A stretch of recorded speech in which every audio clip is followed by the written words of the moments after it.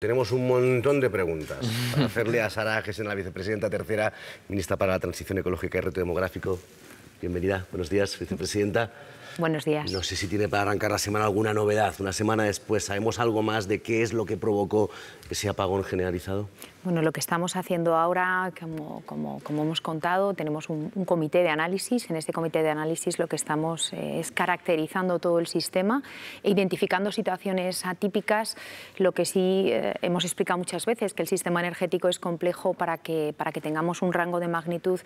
Trabajamos en potenciales datos que hemos solicitado que llegarán a más de 750 millones de datos. Hablamos cada 20 milisegundos, distintas variables y además muchos operadores. No es el operador del sistema, es el corazón y vamos a decir las arterias, pero además hay muchos otros operadores que nos están dando información y que va a ser vital para identificar las causas. Sí hay alguna novedad al respecto y la novedad es que cuando hemos hecho zoom también hemos querido saber no solo la información de esos 5 segundos donde aconteció las dos informaciones que ya suministró Red Eléctrica, sino que hemos mirado también antes, ¿no? Los minutos antes de que ocurriera, y hemos visto que 19 segundos antes también hubo una pérdida de generación. Por lo tanto, otra perturbación que se suma a las dos anteriores. Tenemos que ver si hay relación entre ellas, si no hay relación entre ellas, la causa y la consecuencia, cuál fue la causa de esa pérdida de generación y por qué el sistema no pudo amortiguarlo, ¿no? Hasta ahora hemos vivido eventos en los cuales el sistema ha sido capaz de amortiguar distintas perturbaciones a lo largo de la historia del sistema energético, con lo cual todavía quedan muchas cosas que identificar. Yo creo que la palabra prudencia es complicada en este contexto, hay mucho apetito por conocer, nosotros somos los primeros, pero vamos a dar información rigurosa y con certezas. ¿Falló alguna instalación, vicepresidenta? ¿Alguna central en concreto? Actualmente no tenemos evidencias de que fallara una instalación en sí misma. Lo que sabemos es, como digo, tres hitos. El primero 19 segundos antes, otro justo en el suroeste de España y posteriormente 1,3 segundos después otra pérdida de generación. Estamos identificando qué instalaciones y sobre todo qué causó esa pérdida de generación e insisto, por qué no se pudieron aislar, ¿no?, esas perturbaciones en el sistema nacional. Este dato que nos acaba de dar, ¿no?, de esta oscilación en 19 segundos antes, ¿saben algo más? Como saben por ejemplo, que fue en una zona concreta de España el segundo, el que hasta ahora era el primero. Hasta ahora sabemos que esa 19 segundos antes ha ocurrido en el sur de España y las dos siguientes ocurrieron en el suroeste de España. Por eso, en ese universo que decía de complejidad del sistema energético, donde hablamos de, insisto, más de 750 millones de datos, también estamos hablando de registros oscilográficos. Es como conocer a un paciente exactamente cada segundo cómo está. Pues hemos pedido más de 4.000 registros oscilográficos, que esos corresponden a instalaciones de generación ubicadas en esas zonas. Si usted dice que 19 segundos antes hubo una oscilación, la primera, digamos, que se ha registrado hasta ahora, como nos decía usted, eso supone que el sistema sí soportó esa oscilación. La que no soportó es la segunda. El sistema reaccionó ante esa oscilación, tiene sistemas automáticos y está preparado. La siguiente no pudo devolverla a las condiciones naturales de funcionamiento del sistema y yo diría que la tercera en ningún caso, y ya de forma en cascada nos encontramos con la pérdida finalmente de la interconexión y a los 5 segundos del inicio de ese incidente la pérdida total, ese cero a nivel nacional, que insisto, me gustaría reflejar que sí es inédito porque nunca había ocurrido en este país. Y siguen manteniendo todas las hipótesis abiertas, incluido el ciberataque.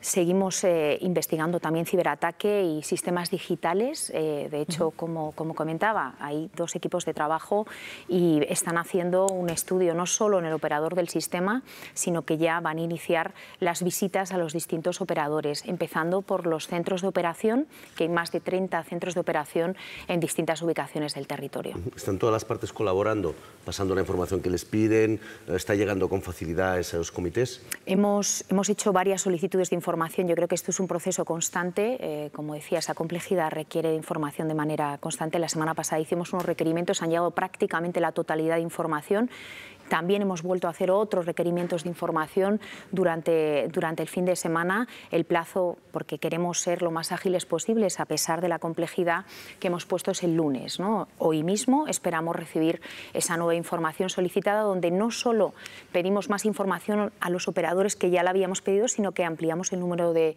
operadores. Por ejemplo, pedimos información a los distribuidores, a los operadores de la distribución en nuestro país y también a los que tienen plantas de generación que acumulan una potencia superior a los 1000 megavatios, ¿no? Para ir acumulando distintas instalaciones y tener la certeza de qué ocurrió, dónde ocurrió y el cuándo es lo que sabemos, ¿no? Sabemos perfectamente los momentos temporales, pero el resto de la información es la que estamos intentando hacer zoom. ¿Y para cuándo se puede tener esa información, esa certeza? Que urge, entiendo, para que no pueda volver a suceder. Yo creo que en estos momentos lo que se espera del Gobierno y desde luego del Ministerio es hablar de certeza total, ¿no? De información real, transparencia máxima y del interés general de los ciudadanos. Creo que empezar a hablar de hipótesis no es riguroso y lo que podría llevar a cabo es precisamente una concatenación de situaciones que nos pondrían más complicados, no digo al Gobierno, sino a los españoles, tener certezas de que estamos trabajando desde el rigor. Desde ese rigor estamos trabajando con el objetivo de cuanto antes poder dar toda la información y sobre todo identificar la causa, aislarla y poner todas las medidas necesarias para que no vuelva a ocurrir en este país. Por eso le quería preguntar, vicepresidenta, porque sin conocer exactamente la causa del apagón, ¿cómo están trabajando ustedes para que no se vuelva a repetir? Bueno, hablaría también de dos frentes. En este caso, el operador del sistema está trabajando en condiciones reforzadas. Es como poner varios antídotos, como poner un antibiótico genérico cuando no sabes cuál ha sido el tipo de infección bacteriana que tiene el paciente, y es lo que está haciendo.